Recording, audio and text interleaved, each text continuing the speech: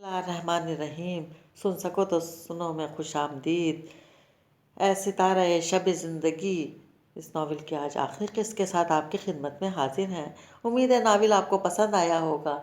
अगर पसंद आया तो इस हमें कमेंट बॉक्स में ज़रूर बताइएगा। हमारी वीडियो को लाइक कीजिएगा और हमारे चैनल को सब्सक्राइब करना मत भूलिएगा। शुक्रिया। फिर अगले कितने ही दिन यूं ही उखड़ी उखड़ी सी रही और अपने आप में उलझते हुए समझ भी नहीं पा रही थी कि वो क्या चाहती है। इस दोपहर खाने के बाद वो कुछ देर सोने की गर्ज से लेटी थी कि मम्मी का फ़ोन आ गया। छूटते ही कहने लगी, मैं तुम्हारे लिए बहुत फिक्रमंद रहती हूँ रिजा। क्यों मम्मी?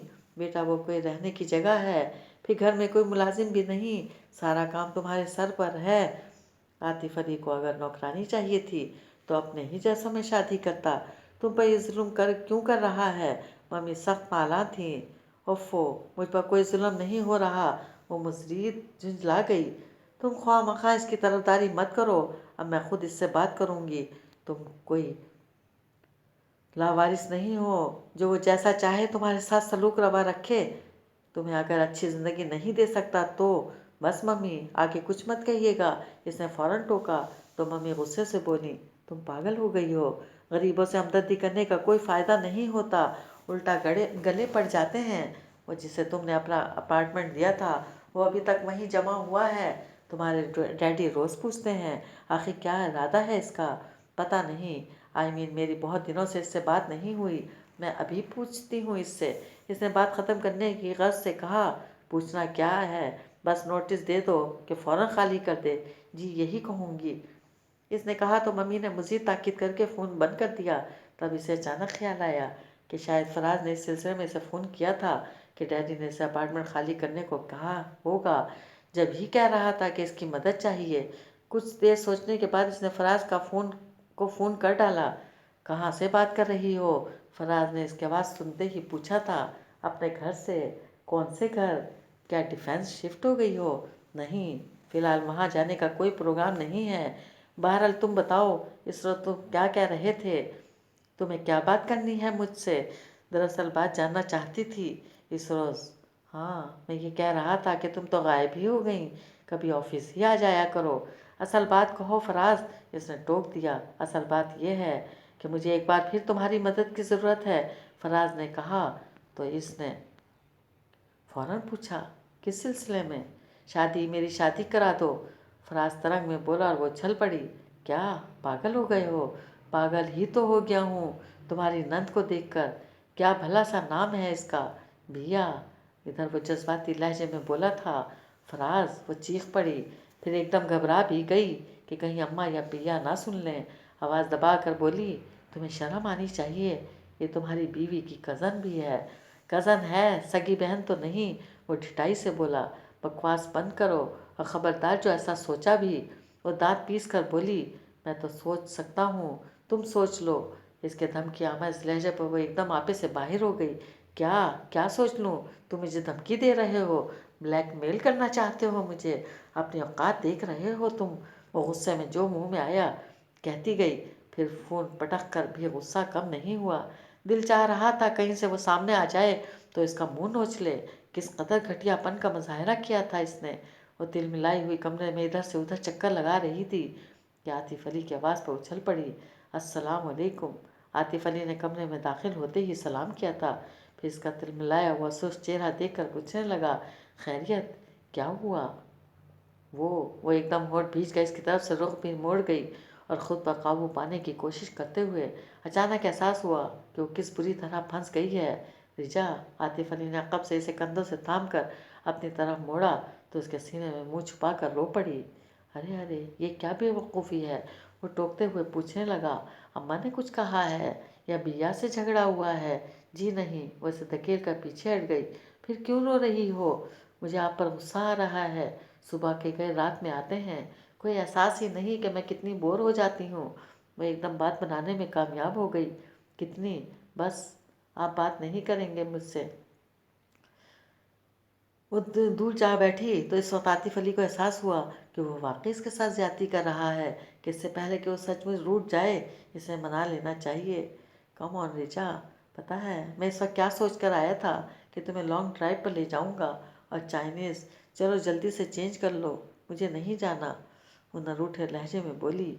क्यों नहीं जाना, उठो। आतिफ अली ने इसका हाथ पकड़ कर उठा दिया। फिर वो इसकी कमर में बाजू डालता हुआ बोला, आई एम सॉरी, मैं वाकई लेट आने लगा हूँ, आइंदा ऐसा नहीं होगा। वो हैरान सी इसके बाजुओं से निकल कर अपने कपड़े निकालने लगी। फिर बस 15 मिनट में तैयार हो गई और अम्मा से कहकर दोनों निकल आए। वो कि इससे पहले वो इसके साथ कई बार जा चुकी थी, लेकिन यूँ जैसे वो कोई जिम्मेदारी निभा रहा हो, यानी शौक़ और मोहब्बत वाली बात नहीं होती थी।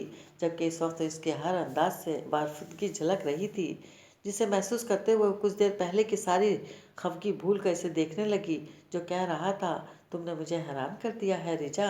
मेरा तो ख्याल था तुम बहुत मगरूर और ज़िद्दी सी लड़की होगी और हर रोज़ मुझसे झगड़ा करोगी। किस बात पर, इसने फ़ौरन पूछा, क्योंकि बहुत मुतजस्सिस हो रही थी। झगड़ा करने के लिए ज़रूरी तो नहीं कि कोई बात हो। हाँ, लेकिन आपने मेरे बारे में ऐसा क्यों सोचा? क्या मैं शक्ल से झगड़ालू लगती हूँ? नहीं। फिर बताएं ना आतिफ। वो इसका बाजू हिलाने लगी। मुझे बहुत बेचैनी हो रही है कि आपने ऐसा क्यों सोचा। अरे बाजू छोड़ो, एक्सीडेंट हो जाएगा। इसने टोका तो वो बाजू छोड़ कर बोली, ठीक है ना बताएं। बता तो रहा हूँ। वो इसकी खफगी के ख्याल से फ़ौरन बोला, मुझे ये ख्याल यूँ आया कि तुम बड़े बाप की खूबसूरत बेटी, तुम्हारे पास किस चीज़ की कमी तो नहीं थी। जब मेरे घर आओगी तो हर चीज़ की कमी का रोना रोगी और मेरा जीना जीवन कर दोगी। लेकिन तुमने एक बार भी शिकवा नहीं किया। क्यों? क्योंकि मुझे किसी शय की कमी महसूस नहीं हुई। इसने अभी क्यों का सर उठाया तो इसने फ़ौरन जवाब दे दिया, जिस पर वह नफ़ी में सर हिलाता हुआ बोला, नहीं रिजा, कमी तो बहुत है। जिन आसाइशात की तुम आदी थी, मेरे घर में इनकी परछाई तक नहीं। हाँ, लेकिन ज़रूरी तो नहीं कि आसाइशात खुशियों की ज़ामिन भी हों। तुम खुश हो? नहीं नहीं। इसने चौंक कर वजाहत तलब नज़रों से देखा तो वह सिद्दगी से मुस्कुराई और सीट की बैग पर सर रखते हुए कहने लगी, आपको याद है आपने कहा था कि मैं किसी और को सोचता था। पता नहीं कब तुम्हें सोचने लगा, यूँ कि फिर हर रंग हर मंज़र में तुम्हारा अक्स झिलमिलाने लगा। और ये सच नहीं है आतिफ, मुझे लगता है आप अभी भी किसी और को सोचते हैं, जब भी आपको मेरी परवाह नहीं। मुझे तुम्हारी परवाह है या नहीं, इसका फ़ैसला वक्त करेगा। अलबत्ता ये सुन लो कि मैं इससे नहीं सोचता। फिर मुझसे बेइतनाई बरतने का सबब क्या है, अपने आप से पूछो। इसने कहा तो वो गर्दन मोड़ कर इसे देखने लगी। विंड स्क्रीन पर जमी इसकी आंखों में जाने क्या था और वो समझ नहीं सकी तो कहने लगी, पता नहीं, मैं समझ नहीं पा रही। आप बताएं, पहले तुम बताओ। तुमने पहली बार देखते ही मुझसे शादी का सोच लिया था या मेरे प्रपोज करने के बाद सोचा? देखो सच बोलना। आखिर में इसने सच पर जोर दिया तो सिर्फ ठिठकी, बल्कि फ़ौरन फराज की धमकी याद आने पर यही समझी कि इसने कुछ कहा है और इसके बाद वो यही कह सकी, आप जानते तो हैं। आतिफ अली ने एकदम गाड़ी साइड में ले जाकर रोक दी और इस पर नजर जमा कर बोला, हाँ मैं जानता हूँ कि तुमने बहुत पहले मुझे अपने लिए मुंतखब कर लिया था, फिर मुझे बाहर भिजवा कर यहाँ सैर की शादी करवा दी। और नहीं आतिफ, वो टोक कर बोली, मैंने किसी की शादी नहीं कराई। आप जाकर पूछें शहर से, इसके माँ बाप से और फराज से। मैंने किसी के सामने जाकर हाथ जोड़े या किसी के साथ ज़बरदस्ती की? मैंने तो फराज से बस यही कहा था एक बार कि वो अगर इनकार कर देता या कि शहर की तरफ से इनकार हो जाता तो मैं क्या कर लेती? कुछ भी नहीं, बस अपनी एक तरफा मोहब्बत अपने अंदर दफन करके अभी भी डैडी के साथ चल रही होती। मोहब्बत? आतिफ अली के होठों ने बेआवाज़ जुम्बिश की। हाँ मोहब्बत, मेरी मोहब्बत में कोई खोट नहीं था, ना मेरे जज्बे कमज़ोर थे। अगर ऐसा होता तो चंद दिनों में ये नशा हिरन हो जाता। आपने मुंतखब करने वाली बात गलत कही, मैं तो खुद हार गई थी। आखिर में इसकी आवाज़ बुर्रा गई थी। कब? जब मैं पहली बार तुम्हारे ऑफिस आया था।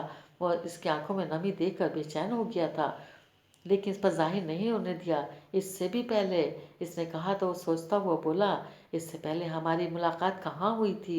ज़ारा के यहाँ, इसकी बर्थडे पार्टी में। हमारी बाकायदा तो।